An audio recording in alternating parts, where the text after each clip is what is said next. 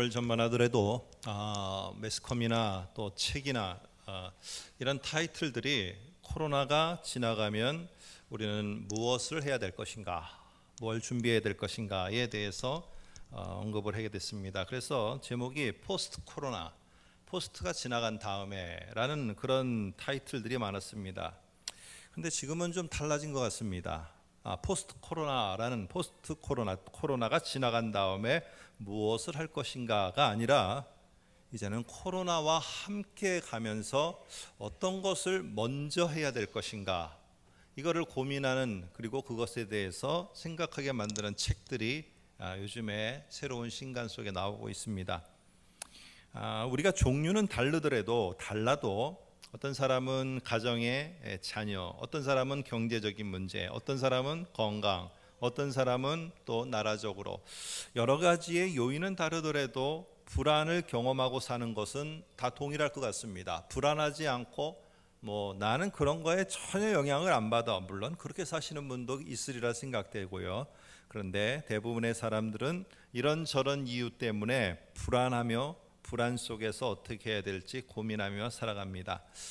그러다 보니까 여기저기 기웃거리게 되고 어떤 답이 없을까라고 생각을 하다 보면은 주로 나오는 그런 세미나나 또 여러 이런 방송을 통해서 나오는 것은 불안을 극복하는 법, 불안하지 않고 어떻게 살 수 있는가, 이런 내용들이 많이 나오게 되어집니다. 그런데 사실은 그것도 다 그때뿐이지 좀 시간이 지나면은 또 다른 환경 때문에, 또 다른 요인 때문에 불안은 또 찾아오기 마련이라는 것이죠. 그러다 보니까 이제는 불안을 극복하고 이기는 것이 아니라 어떻게 하면은 불안과 함께 내가 걸어가고 있는데, 어떻게 하면은 불안한 그 상황 가운데서도 내가 정말 먼저 우선적으로 할 게 뭔가, 이거를 찾아가는 것이 오늘 우리들에게 필요할 겁니다. 특별히 신앙인들에게 있어서는 더욱더 그럴 것 같습니다.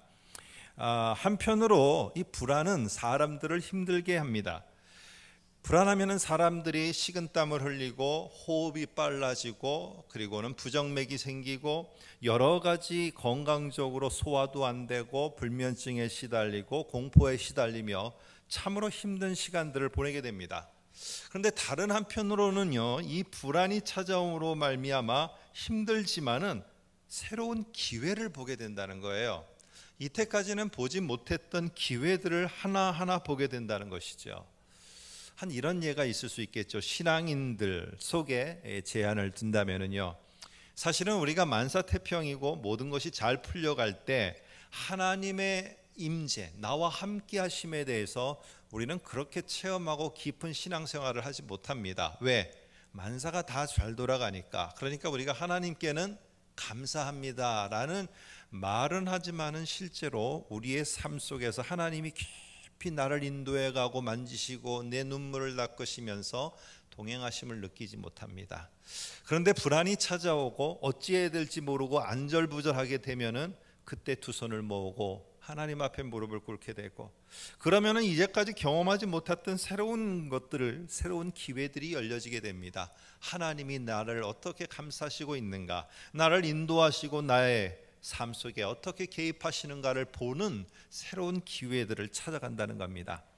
여러분, 성경에 나오는 많은 시들이 있습니다. 시를 지은 사람들이 있는데 그런데 그 시를 지은 사람들 가운데 가장 많은 시를 우리 성경이 소개하고 있는 그 장본인, 그러니까 시인은요, 태평성대를 누리고 풍요를 즐기면서 음악을 듣고 자연 환경에서 차를 한 잔 마시면서 좋은 여건 속에서 시를 한 줄 한 줄 쓴 사람이 아니고, 그 사람은 계속 도망자의 신세로 불안에 떨어야 됐고, 적들로부터 도망 다녀야 되고, 자기들의 친척과 자기들의 가까운 사람들로부터 배신을 당해서 도망 다니면서 살아야 됐던, 너무너무 가슴 졸이며 살아야 됐던 다윗입니다.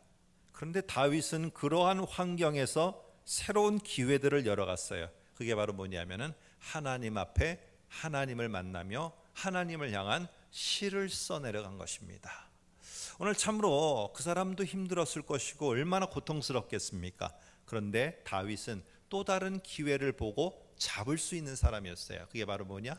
하나님을 보고 하나님을 향해서 시를 써 내려가며 지금까지도 우리들에게 가슴을 울리고 영혼을 울리는 기막힌 하나님의 말씀으로서의 시로 우리들에게 소개가 되고 있다는 겁니다. 어떤 한 철학자가 이렇게 말했습니다. 앞에 화면을 보시면은 불안은 사람을 마비시킬 뿐만 아니라 마비시키는 건 맞아요. 내 온몸을 갖다가 그냥 굳어지게 만들고 활동을 다 중단하게 만들고 이러는 거 맞아요. 불안이 찾아오면. 그런데 불안은 그런 것만 있는 게 아니라는 겁니다. 불안이 찾아올 때 인간을 발전시키는 동력이 되는 무한한 가능성을 유발시키는 거, 이것도 불안이라는 거예요. 불안이라는 겁니다. 그 가능성이 있다는 걸 알게 되고요, 내가 예전에는 꿈꿔보지 못했던 것을 다시 한번 꿈꿔보게 만드는 아주 소중한 원동력이 되기도 한다는 겁니다. 그래서 불안과 함께 어차피 살아가야 돼요. 그럴 때 어디에다가 눈을 돌리며 살 것이냐 하는 거죠. 사람은 계속 마비시키고 괴롭히고 힘들어하는 그 불안의 한 면을 볼 것이냐, 아니면 또 다른 면에서 나를 발전시키고 동력을 일으키고 가능성을 보게 하는 것을 보면서 살 것이냐 하는 겁니다. 불안은 어차피 우리의 평생 따라다니며 함께 해야 되는 거예요. 이사야 6장, 저와 여러분이 읽은 오늘 본문은 일반적으로 이사야를 하나님께서 부르셨다는 것 때문에 우리를 하나님이 이사야를 부르셨다는 것 때문에 소명장이라고 합니다. 그런데 예레미야나 다른 서신서들을 보게 되면은요, 주로 선지자들을 부를 때 소명하는 그 장면이 나오는 이야기가 이렇게 6장에 가서 나오지 않습니다. 보통 1장에 다 나옵니다. 자, 그런데 왜 이사야서는 이사야를 부르는 장면, 이 소명의 장이 6장에 가서 나오는 것일까요? 저는 결론부터 말하면 6장은 이사야의 소명장이 핵심이 아니라는 겁니다. 그 내용이 나오는 듯 하지만은 이사야 6장을 통해서 우리에게 주고자 하는 또 다른 더 중요한 메시지가 이사야 6장에는 있습니다. 그렇기 때문에 오늘 이사야를 부른 것을 말하려는 게 아니라 그보다 소중한 메시지를 다시 한번 전하려고 하는 것이 이 속에 있다는 것입니다. 여러분, 이사야는요, 물론 경험 앞에서의 일어날 것들에 대해서 말을 합니다. 너희가 계속적으로 하나님을 멀리하고 인간을 의지하고 인간의 그러한 풍습을 따라가게 되어진다면은 하나님이 기대하는 것과 다른 그러한 모습을 가졌기에 하나님의 징벌이 너희에게 임할 것이다. 너희에게 내가 극상품 포도를 원하고 심었는데 너희가 보여주는 모습은 전혀 다른 모습을 보이면은 내가 그것을 다 뽑아버리리라. 오늘 이런 이야기들을 계속 해나갑니다. 그러다가 오늘 6장에 보니까 심지어는 남쪽 유다에 그들이 아주 의지하고 살아갔던 우시야 왕마저 죽어버리게 됩니다. 자기가 살아갈 터전이 다 황무지가 되어져 버려요. 자기네들이 살아갈 모든 것들이 다 사라져요. 자기들이 의지할 왕조차도 죽게 되어집니다. 결국 유다라는 나라는 불안에 휩싸일 수밖에 없고 잠시 지나갈 것 같았던 황무한 기간은 계속 지속되고 있는 것입니다. 오늘 이러한 불안과 이러한 두려움과 이러한 포기와 소망 없음으로 가게 될 때 오늘 하나님께서는 한 사람을 모델로다가 등장을 시키는 거예요. 근데 그 모델이 누구냐? 오늘 성경에 나오는 이사야입니다. 이사야도 똑같은 그런 동일한 시대의 삶을 살아가고 있어요. 그런데 이사야라고 태평성대를 누리고 있고 다 니네는 고달프고 힘들고 그런데 나는 괜찮다, 그런 게 아니라고. 이사야도 똑같이 힘들어요. 그런데 이사야는 어떠냐? 오늘 여기 속에서 어떤 샘플이냐? 모두가 절망하고 불안과 동행하며 살면서 이 환경 이야기들만 계속하고 있는 이때에 이사야는 어떤 사람이었느냐 하면 새로운 것을 볼 수 있는 사람이었어요. 새로운 기회를 잡을 수 있는 사람이었어요. 그리고 실제로 우리를 다스리고 있는 분이 누구인가를 볼 수 있는 자였어요. 오늘 이러한 이사야의 모습을 오늘 소개하기 위해서 6장은 있다는 겁니다. 자, 이제 한번 본문을 통해서 좀 더 구체적으로 보겠습니다. 1절에 보시면은 우시야 왕이 죽던 해에, 아주 이거는 남쪽 유다 역사에 있어서 아주 획기적인 일입니다. 획기적인 일이에요. 그 우시야 왕의 죽음으로 인해서 큰 변화가 있게 되는데, 한번 먼저 우시야 왕이라는 사람이 남쪽 유다의 어디쯤에 위치한 왕인가는 한번 알고 가야 되잖아요. 저도 이게 보지 않으면은요, 이 왕들이 나올 때 이게 몇 대 왕인지, 여러분도 우리나라 왕들도 말하면은 이 왕이 몇 대 왕인지, 앞에 저 뒤에 누가 있는지 이거 아시는 분 많지 않을 것 같아요. 그러니까 우리 한번 화면으로 유다의 몇 대 왕인가 한번 이렇게 쭉 훑어보시면은 다 아실 것 같고, 10번째에 있는 왕 우시야입니다.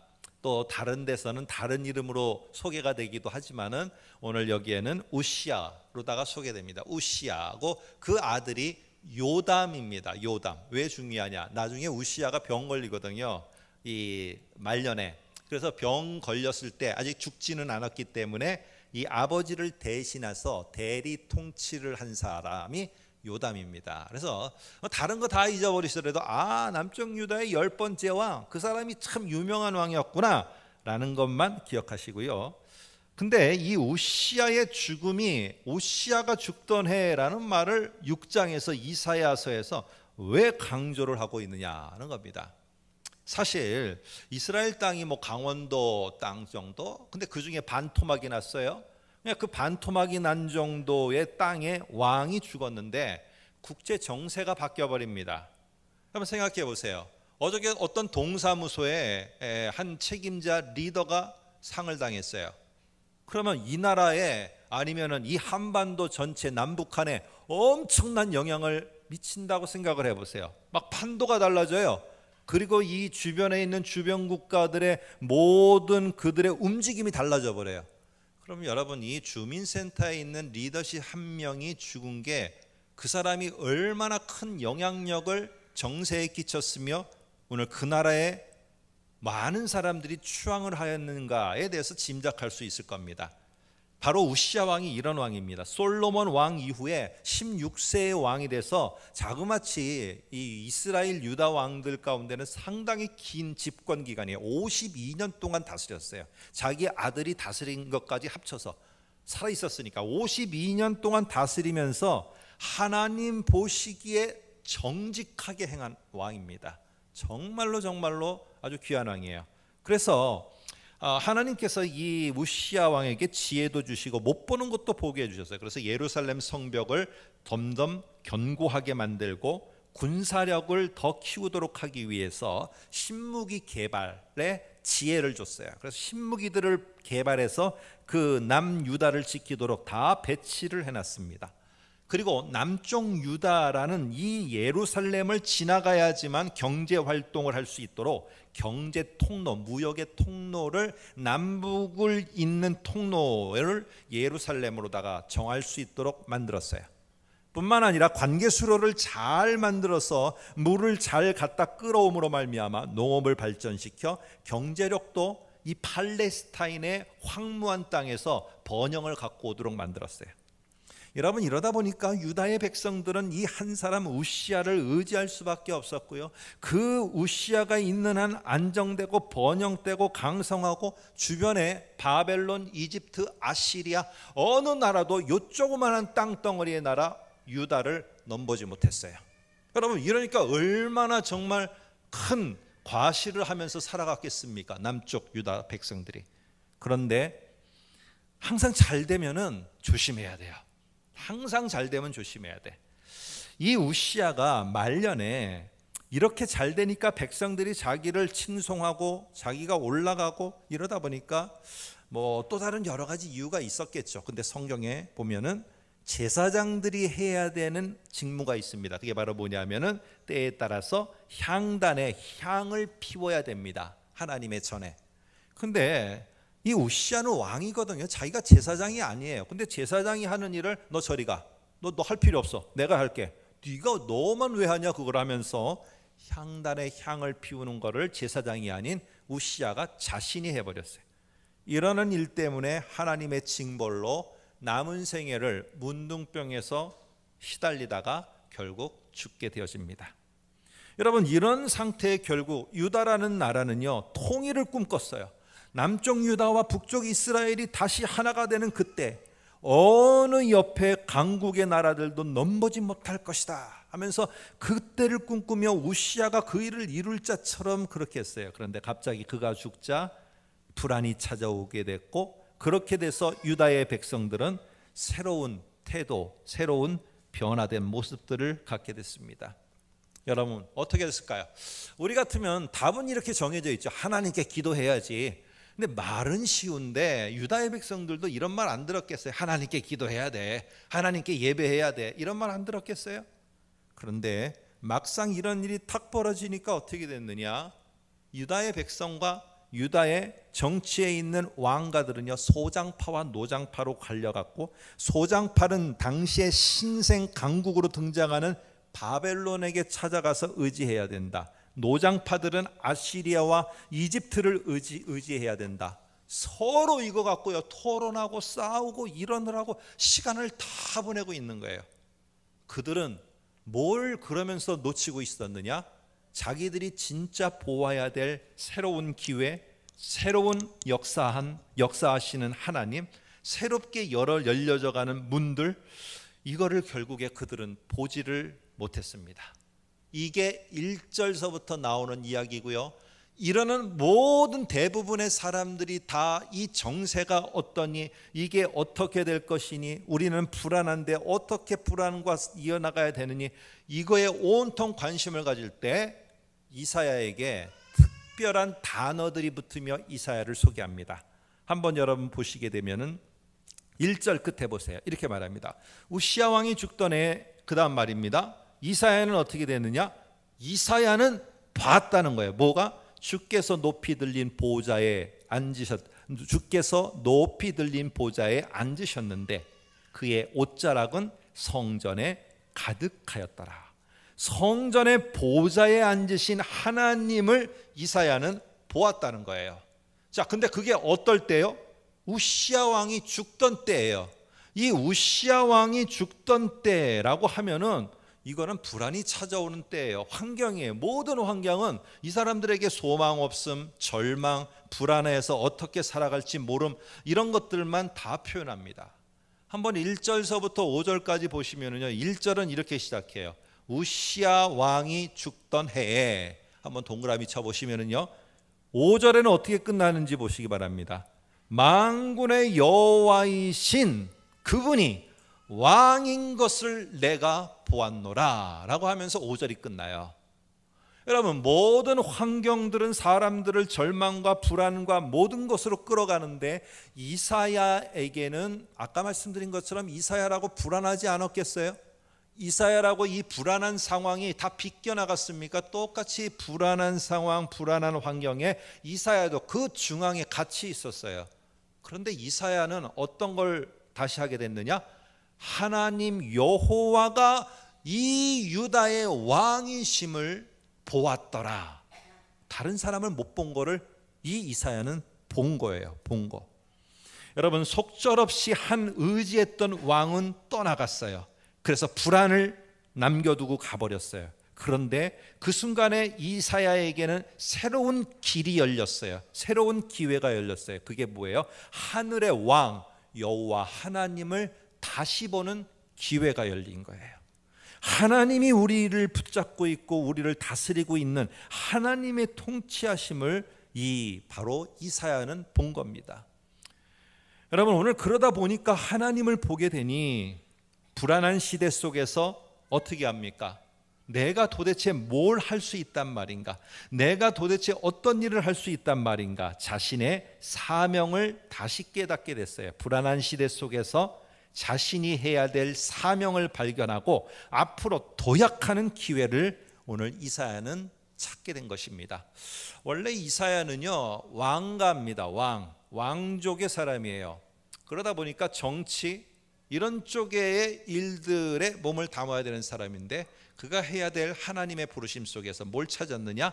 선지자 하나님의 말을 대언하는 또 다른 새로운 자신의 사명을 찾아가는 기회가 된 것입니다. 6장 8절에 보면 이렇게 돼 있습니다. 여러분이 너무 잘 아시는 말이죠. 내가 또 주의 목소리를 들으니 주께서 이르시되 내가 누구를 보내며 누가 우리를 위해 갈고 하시니 그때 내가 이르되 내가 여기 있나이다 나를 보내소서라고 말하고 있어요. 자, 오늘 이 말은요 사실 언뜻 보면은 이사야를 부르는 소명의 하나님의 말씀 같아요. 그런데요 예레미야를 보시고 소선지서를 보시면은 선지자를 부를 때 이렇게 하지 않습니다. 아무개의 아들 누구누구에게 하나님의 말씀이 임하였으니 라고 말합니다. 이렇게 질문을 하지 않아요. 근데 오늘 여기에 보면 6장 8절에 이상하게 야 내가 누구를 보낼고 누가 우리를 위해서 갈까? 그럴 때 이사야가 내가 여기 있나이다 나를 보내소서 질문을 하고 답이 나와요. 오늘 이러한 불안에 떨고 있고 하나님의 징벌이 임해서 황폐케 됐네 소망이 없네 라는 이런 시대에 하나님의 큰 역사와 새 일을 이끌어갈 자는 누구인가? 모든 사람이 보지 못하는 하나님을 보는 자, 모든 사람이 듣지 못하는 하나님의 말씀을 듣는 이사야, 너와 같은 자가 내가 쓸 새로운 역사를 끌어가고 새로운 역사를 열어갈 그 장본인들이다 라는 것을 가르쳐주기 위함입니다.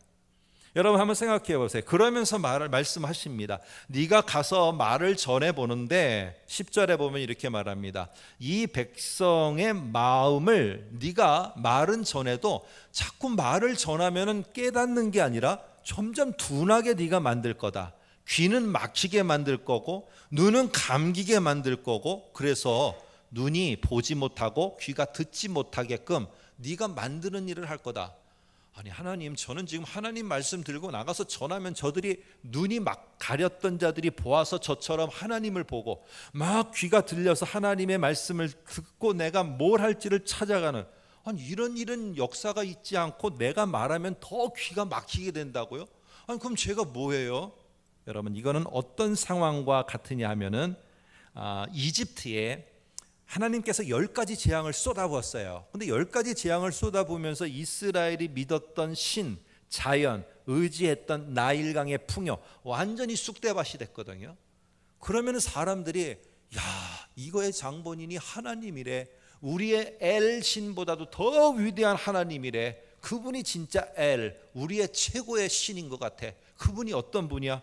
모두가 다 돌아와야 되는 게 정상적인 거 아니겠어요? 그런데 어떻게 돼요? 출애굽기에는 이렇게 말합니다.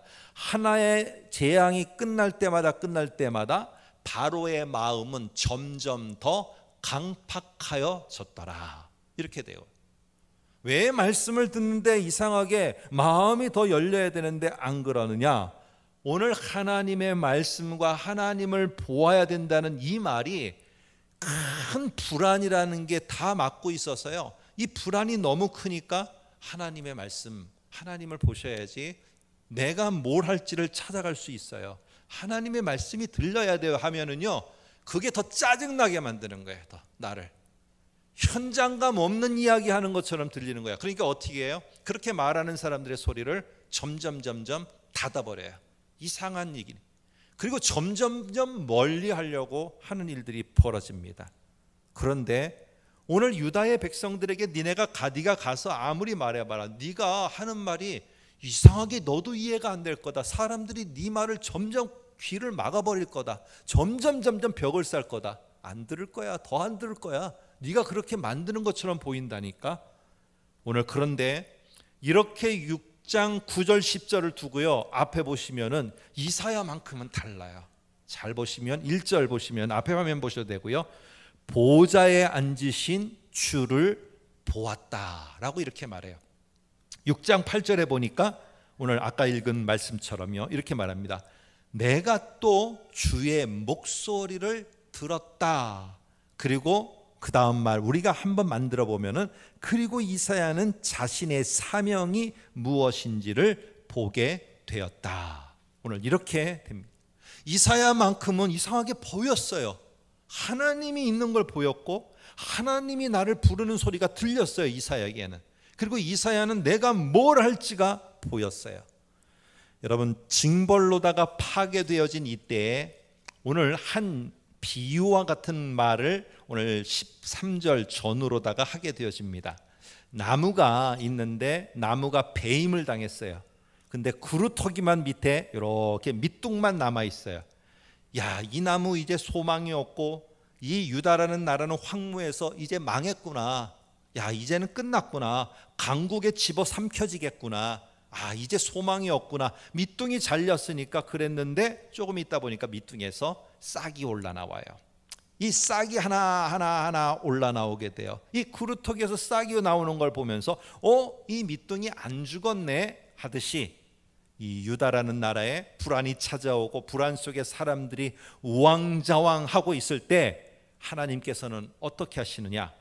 오늘 여기에 그루터기에 나온 요 싹을 보면서 소망이 다시 일어나는 것처럼 하나님은 이 땅에 불안으로 계속 사람들이 우왕좌왕하고 갈 바를 알지 못할 때 하나님은 요런 싹과 같이 남은 자, 오늘 여기에 13절에 보시면은 그 말을 거룩한 씨가 이 땅에 그루터기니라 하시더라.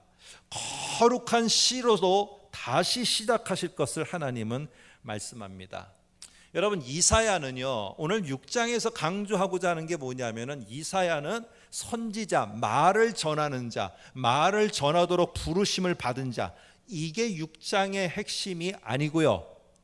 불안과 두려움에 모든 사람들이 그거 335 모이면은 아수르니 어디 이집트니 바벨론이니 무슨 일이니 이거를 335 모이면은 하는 그 시대 속에서 정말로 큰 역사와 큰 하나님의 새로운 일을 이끌어갈 자, 그 열어갈 하나의 정말 소중한 거룩한 하나님의 씨, 이 사람이 어떤 사람인가? 오늘 여기에 샘플을 보일 터인데 이사야와 같은 자라는 겁니다. 여러분, 그럼 이사야는 엄청난 일을 했습니까? 잘 보시면은 6장 안에 막 큰 거룩한 회개 운동을 일으켰고 에스라, 느헤미야처럼 사람들을 동원해서 엄청난 업적을 남길 만한 일을 그렇게 했습니까? 이사야가 보인 하나님의 거룩한 시로서의 표본은 아주 심플했어요.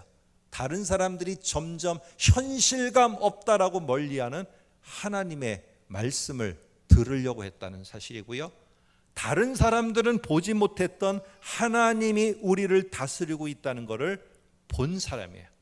오늘 이 단순한 것 속에서 하나님은 글을 들어서 썼고 결국에 그를 거룩한 시로 하나님은 택하셨다는 사실입니다.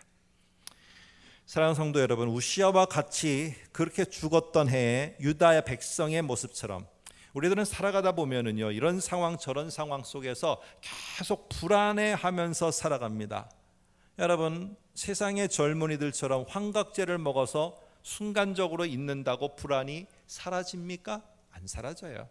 아니면 돈을 많이 모아두었다고 해서 물론 미래에 대해서는 내가 불안해하지 않을 수 있지만은 내가 건강히 잃어가는 것에 대해서 내 많은 물질이 나의 이 불안을 해소해 줍니까?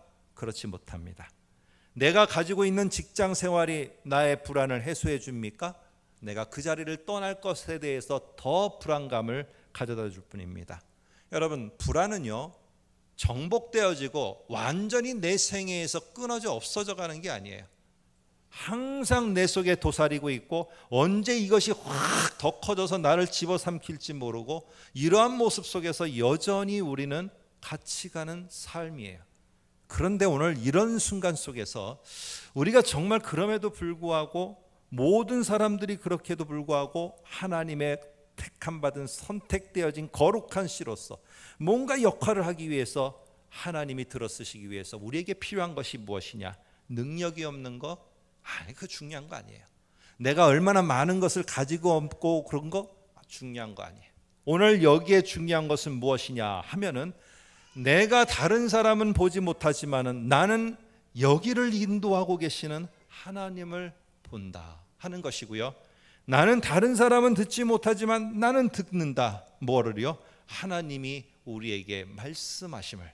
그리고 다른 사람은 그것이 왜 해야 되느냐라고 하지만은 내가 하나님을 보고 하나님의 말을 듣고 나를 부르심을 보니까 내가 해야 될 이 일이 보여서 나는 이 작아 보이는 일이지만 이 일을 하노라 라고 할 때 결국 하나님께서는 이런 자를 당신의 새 역사를 이루어가는 주역들로, 거룩한 씨들로 사용하실 겁니다. 아무쪼록 우리 귀한 성도님들, 어려운 시대 속에서 살아가지만 불안에 계속 연속선상에서 있지만은 오늘 우리가 꼭 기억해야 될 거, 하나님을 보실 수 있기를 소망하고, 하나님의 말씀을 들을 수 있기를 소망하고, 나를 부르심을 들을 수 있기를 소망하고, 작은 일에 나를 내어드림으로 오늘 그곳에 생명과 소망의 꽃을 피우는 새 역사의 주역들이 되시기를 주님의 이름으로 축복합니다. 기도하겠습니다.